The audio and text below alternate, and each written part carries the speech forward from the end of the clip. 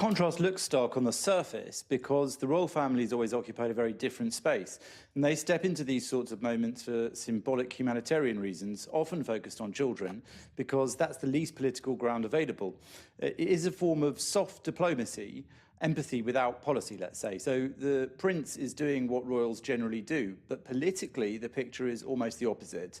Even this Labour government, which has consistently aligned itself with pro-Palestinian sentiment in rhetoric, in gestures, and even in some symbolic moves like the fantasy recognition of Palestinian statehood, has ended up hardening its stance on actual immigration, and that's not accidental.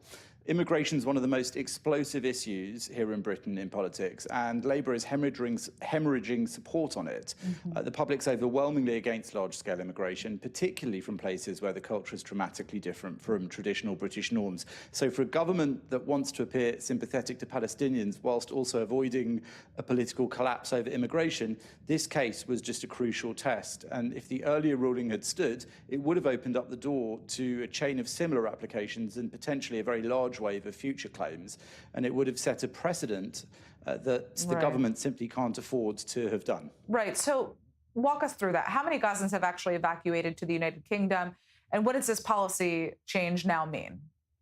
Well, so according to parliamentary answers in January 2025, since October 23, the UK government's helped 505 people to leave Gaza, of whom 306 were actually British nationals or dual nationals, with Palestinian dependents, and 38 were Palestinian nationals qualifying under extended eligibility criteria. And in addition, as part of this year's medical evacuation scheme for critically ill or severely injured Gazan children, the first group arrived in September, and that was somewhere between 30 and 50, according to reports, plus, though, immediate family members who are being treated under the same scheme. So there have been some, but not massive numbers of people coming from Gaza.